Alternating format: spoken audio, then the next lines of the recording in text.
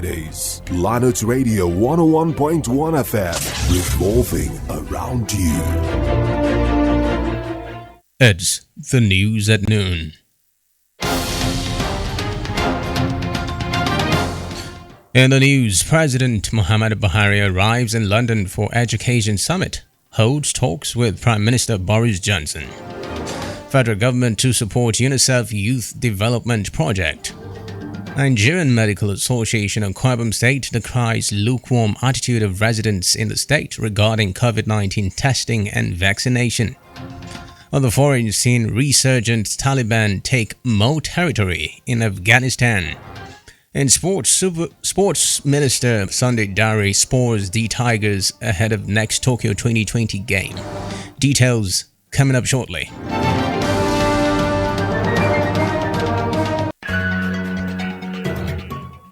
Good afternoon and welcome to the news on Planet Radio 101.1 FM. Uyo, my name is Xavier Robert.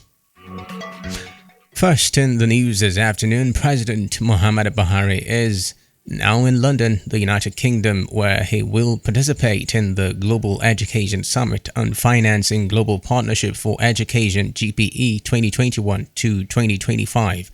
The president's aircraft arrived at the Stansted International Airport, London, at about 11:20 p.m. local time yesterday. An earlier statement by the president's spokesman Femi Adesina said the summit would be co-hosted by the Prime Minister of the UK, Boris Johnson, and the President of Kenya, Uhuru Kenyatta. According to him, the summit will bring together heads of state and government, as well as stakeholders and youth leaders, and provide a platform for partners to chart a way forward toward transforming education systems in partner countries through the exchange of best practices. He said the Nigerian leader would also hold a bilateral meeting with the British Prime Minister. After the summit, Adesina said Buhari will spend a few days to keep a scheduled medical appointment. Meanwhile, Vice President Yemi Osibanjo says the federal government will support the UN Children's Fund's UNICEF Generation Unlimited Gen-U project meant to equip youths with entrepreneurship skills. Osibanjo stated this in Abuja at the official inauguration of the project, adding that it would equip 20 million Nigerians with digital skills and other career potential. According to him, Nigeria has one of the world's largest young populations, and that failure to invest in them would have unfathomable consequences. He said that the project would help many Nigerian youths realize their potential, as it would bring digital training, employment, entrepreneurship, and engagement of many within the next few years. Away from that, Nigeria has confirmed 213 new cases of coronavirus in various parts of the country. The Nigeria Center for Disease Control (NCDC) disclosed this in its latest update on the outbreak, saying the new cases were reported in 12 states on Monday. The agency added that 2 new deaths were recorded. Of the cases, Lagos recorded an alarming number of infections, 157 at a time, when the whole country had reported low cases in previous months. Coming after the nation's commercial capital was Rivers State, where 20 new infections were reported, while Plateau recorded 12 more cases, with Enugu and Oyo having 6 new infections. Other states included Gombe 3, Bauchi 2, Imo 2, Kaduna 2, Edo 1, Ekiti 1, and Ogun 1. Data from the NCDC further revealed that as of Tuesday, Nigeria has confirmed a total of 171,324 cases from the 2,439,850 samples tested so far. Of the confirmed cases, 164,798 cases have been discharged and 2,134 deaths have been recorded in all 36 states of the Federation and the Federal Capital Territory. Back here, the first accused person, Uduak Frank Akpan, has pleaded guilty to the charge of murder as trial began yesterday in the case of murder of Inubong Morin, a job seeker and graduate of the University of Uyo, who was killed on 29 April 2021. Presiding Judge Bennett Ilaumore ordered the accused and his father, Frank Akpan, to be remanded in Custodial Center, Uyo, pending the commencement of hearing. Udragwan pleaded guilty to the murder charge, which, if convicted, carries a death sentence, but pleaded not guilty to the charge of rape, which provides for life imprisonment according to Section 367 of the Criminal Code laws of Akwa Ibom State.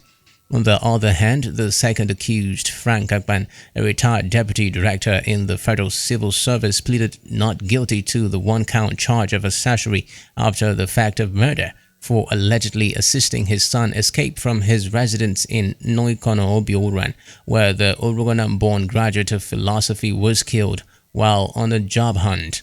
The father and son are being charged by the state in a suit number HU/18/C/2021. The prosecution team, led by the Attorney General of Akwa Ibom State and Senior Advocate of Nigeria, Ukodum, had earlier applied to the court for the amendment of the section of the particulars of the offense to remove the clause that stated that the accused person, Udrak Frank Akpan, did kill Inubong Omorin, and replace it with the word murder, an application that was granted by the court. Earlier, there was a mild drama in the court when Udrak Frank Akpan was asked about the whereabouts of his lawyer. He mentioned the name of his father's lawyer, who denied representing him in the case. The lack of legal representation prompted the court to appoint a lawyer from the Legal Aid Council of Nigeria to give the accused person constitutional right to a fair hearing in line with the provisions of the law.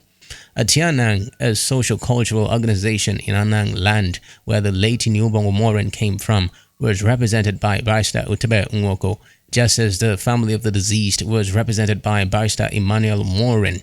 The case has, however, been adjourned to Wednesday, the 18th of August, for pre-trial. In politics, a new political pressure group in Akwa Ibom State Peace Maintenance Movement (PPM) will tomorrow, July 28, commence inauguration of local government chapters across the state. The group, according to a press release by its Director of Publicity and Commissioner for Information and Strategy, Akwa Ibom State, Comrade Inni Emomobong, will first berth at Ikono tomorrow, Wednesday, July 28 by noon, before moving to Inni local government area by 3 p.m. Comrade Emomobong in the statement said the group, with the mantra "That Same God," is conceived as a potent grassroots mobilization movement. According to him, as the divine mandate completes its agenda, there is need to prepare for a future that will guarantee peace, prosperity, and sustenance of the gains made by previous administrations, which necessitates the birth of the peace maintenance movement. Meanwhile, the coordinators have been mandated to ensure that COVID-19 protocols are observed during the inauguration event. In health, the Nigerian Medical Association (NMA) Akwa Ibom State has decried the lukewarm attitude of residents in the state regarding the COVID-19 testing and vaccination, as the state records increase in number of cases in recent weeks.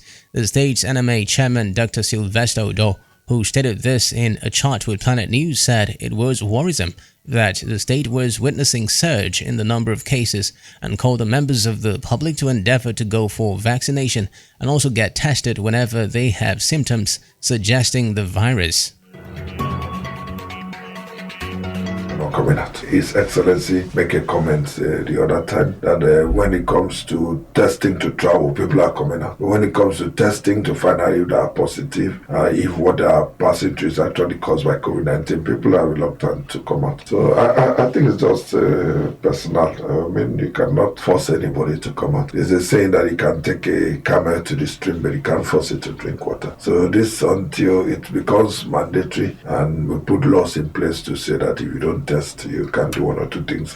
I don't think people would on their own want to go out to do the testing. Dr. Odo, however, noted that the fatality rate in the state from the virus was minimal, but added that the situation would be totally under control if people adopt the prevention protocols and the infected persons get tested early enough for prompt treatment. Talking about case fatality rate, the number of people who die from the disease is not that alarming. That means more than 90-something% of persons who came down with COVID-19 survived. So it's good that you are diagnosed early and commence on some form of treatment and see if you be in the 90-something percent that survive. And I think that's a very huge amount if 90-something persons are surviving. Ebola had more than that. Ebola had a case fatality rate of 30-something. That means 3 to 4 in 10 persons would die. You are listening to the news on Planet Radio 101.1 FM. Let's take a breather and then bring more stories from the foreign sports and entertainment scenes. Do stay with us. So my son, welcome to the Kalangolo Shrine. The gods are with us. What can I do for you? Baba, the witch do me and I even sick self. I think say him give me HIV. Eh? No. What do you mean, Baba? No way anybody fit use witch give you HIV. If anybody tell you that one, na lie them talk. Because witch no fit give person HIV. No matter how the wind strong, nobody fit give or carry HIV from witchcraft.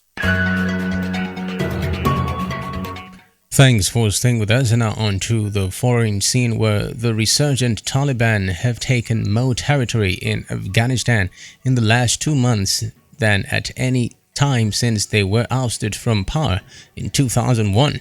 Over the last 20 years, the control map of Afghanistan has been an ever-changing canvas. It appears the Taliban have been emboldened in recent weeks by the withdrawal of US troops, retaking many districts from government forces.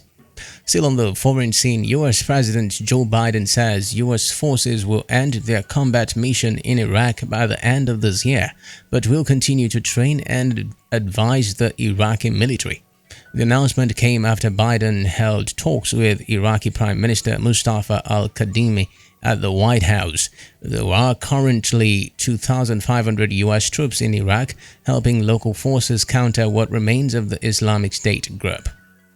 In sports, ahead of the next encounter in the 2020 Tokyo Olympics, Minister of Youth and Sports Development Sunday Dare has met the male national basketball team D Tigers to thank and encourage them for doing Nigeria proud and starting a silent revolution in the country's basketball development. During the virtual meeting with the team and its officials, the minister assured the players of continued government, corporate and citizen support. The minister revealed that the team's performance has started a silent revolution in the development of basketball in Nigeria. And on the entertainment scene, Colombian singer Shakira is ready to release the video for her new single, Don't Wait Up, her first song written in English in its entirety for 5 years. Directed by Warren, the video was shot in sunny Tenerife in Spain's Canary Islands and sees Shakira on a surfboard and dancing up a storm in a club background. Don't Wait Up marks the lead single from her forthcoming 12th studio album, the name of which is yet to be announced. It's been the news on Planet Radio 101.1 FM, Uyo. But before we go, a quick recap of the major stories.